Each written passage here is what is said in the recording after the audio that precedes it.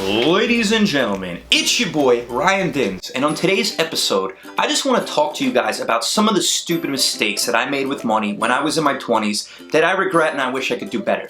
So that we're gonna have a stern lecture so you guys don't make those same mistakes. Let's go. Woo! The first mistake that I made in my 20s, and this is an easy one for any of you guys. This is probably the easiest mistake that you could fix. Until my very late 20s when I started dabbling a little bit, but in my early 20s I had no sort of savings, I had no sort of future plan, I had really no goals for the future at all. Put it this way, when I was in my 20s, my bank accounts usually only had about $45 in them at all times. They were constantly overdrawn. I was just broke all the time. I didn't really want to work. I basically was like, I'm just going to party and do whatever I want and surf and snowboard as much as I possibly can with no care of the future.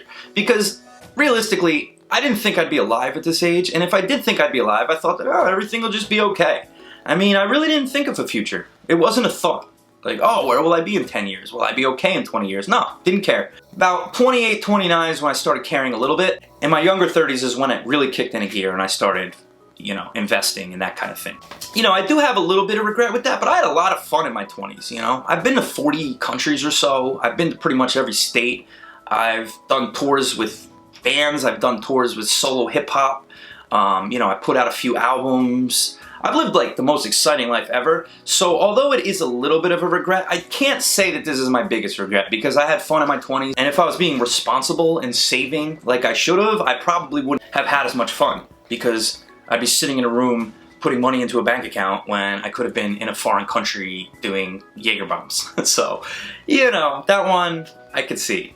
And then my second biggest regret, now granted, like I said, when I was kind of broke in my 20s, I didn't have a lot of money to party, so it was mainly just, alright, let's buy a 30-pack of PBR and that'll be the weekend. I gotta be honest, out of all the regrets I have, this is the one that it's just, I don't know if I was responsible enough. Like, if I could go back in time and you could make me 20 years old again, knowing what I know, I don't know if I would have given up these times. So, I don't know, in a way, it's a lot of these entrepreneurs say, oh, really start saving in your 20s, really start buckling down in your 20s, but I don't think any of those entrepreneurs actually had as much fun as I had in my 20s. I mean, in my 20s, it was just the most glorious days of my life, and I had a good time. These guys that tell you that they shouldn't have done that, when they were in their 20s, they were sitting there on their laptop and not having any fun.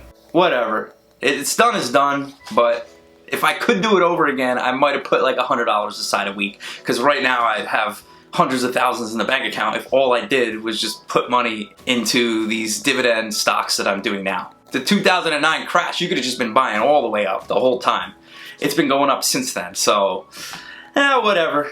You live and you learn. Alright, the third biggest mistake, and this is a mistake that a lot of you hungry entrepreneurs gotta learn.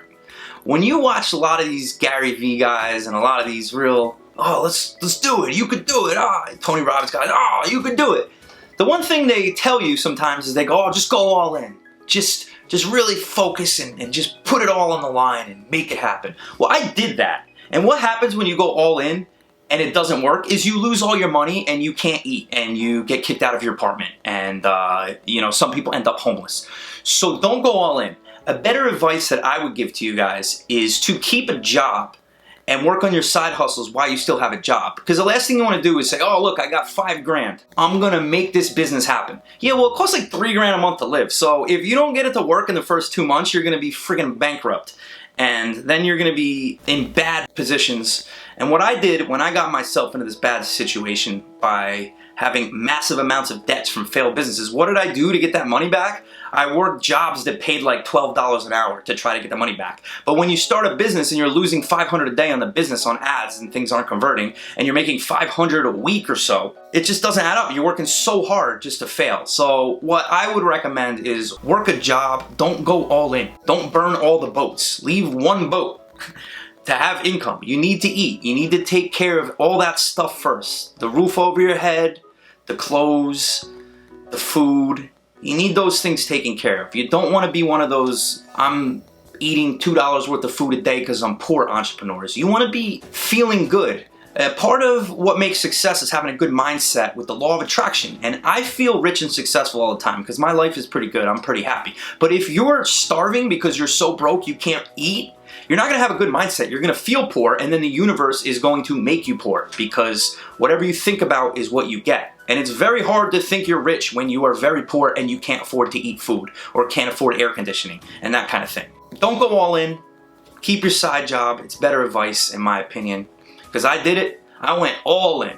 There's one thing that you can't say about me, is you can never say that I don't have guts, that I don't have hustle, because I've done it. I've tried before, I've tried, and I'll keep doing it till I die. And eventually I'll be rich, because people who keep trying, they always win. It's people who try once or twice, doesn't work out, quit. Those people will be getting that crap job for their whole life. They'll never really reach their dreams, because it's hard to reach your dreams. A lot of people don't have the guts to take the risk. I'm not saying don't take the risk, I'm saying be smart about it. My fourth biggest regret, and this is hands down the biggest regret of them all. Where I grew up, I grew up in a town called Toms River, New Jersey. You know, I stayed there because I had a job 20 minutes away. It wasn't even a good job. I mean, it paid like 28 grand a year or so. But I had a job and I had a roof over my head. I actually owned a house. And I was renting out the downstairs and living upstairs. So I was getting a good amount of the mortgage. My rent was only a couple $100 because I was getting a lot from my friends that were living with me. And everything was comfortable. You know, like I talked earlier about my parties. Like, we had great parties there, backyard stuff. We had bands and rappers performing in the kitchen in the backyard. It was a good time. But I was too comfortable. You know, if I would have been out in a different city, like I'm in LA now, and my life has gotten so much better in a year and a half. Every problem I ever had in my life went away in a year and a half because I moved somewhere better. So if you're sitting there in your hometown, just take the chance. I mean, like the worst thing that's gonna happen is you're gonna get broke and have to go back home. But at least, even if that happens, even if the worst case scenario happens, at least you got out of your hometown for a little bit. You know, that brings me to my fifth point, which is also a biggest regret, is I met Tim Ferriss in an airport, the writer of the 4-Hour Workweek, and he told me the best advice he can give me was, you are the sum of the 5 people you hang out with the most. 5 people you hang out with most. When I was living in Toms River, the 5 people I hung out with most were criminals. I grew up the town over from Seaside Heights, New Jersey, which was where the Jersey Shore is, and that is just a reckless, dirty party town. I was hanging out with nothing but like tough guys, you know, guys who thought they were gangsters, guys who sold drugs and stuff. As soon as I got out of here, and I live in LA now, you know, now I hang out with entrepreneurs. 2 of my best friends are lawyers. You know, I don't have any broke loser friends out here. I don't have any drug addict friends out here. Everyone I hang out with here is successful and on their game. That's who you want to be hanging out with. You want to hang out with other people who want to be successful and want to build their dreams. You don't want to hang out with people who are dragging you down. Because even though I wasn't doing drugs, I was hanging out with people who were, and I was kind of experiencing that bad lifestyle. A lot of it had to do with I was in the music scene. If you're in the music scene, you're going to hang out with people who do drugs. I mean, this is part of it. Now I hang out with better people and I get in less trouble, and you know, everything's going good. The money's coming in, the finances coming in. It's just, you need to really align yourself with people who are focused on the same goals that you are focused on. And most of my friends out here, out in LA, are actually from different states. Most of them are from New Jersey. They were my friends from back in the day. But they came out here because they have big dreams. Think about it this way. Are the people in the major city who moved 3,000 miles gonna be more motivated and more on the ball than the people who can't get out of their parents' basement? Just think about that. If you moved to Los Angeles and started a new life, you're probably much more on the ball than somebody who can't escape their hometown. Nothing but love for everyone who's still there, especially people who started families. I can understand staying there if you fell in love early, you know, you got a pretty good career, and you wanted to get settled and have some kids. I could understand that. But if you don't have kids, why would you be there? You're not gonna make as much money. You're gonna be stuck between either bartending or being like a local, you know, cop dentist type, or, you know, maybe you do construction. Those are like the 3 careers. Or you work on the boardwalk like I did for years. And you know, that's my advice. You need to focus on your future early.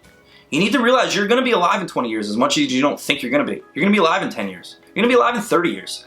So you wanna be comfortable later. So just be responsible earlier and do the responsible thing, like smash that like and subscribe button. It helps the algorithm of the channel. It helps the algorithm of the chat. It helps the algorithm of the channel. and will make this channel a better place. So, I'll see you next week.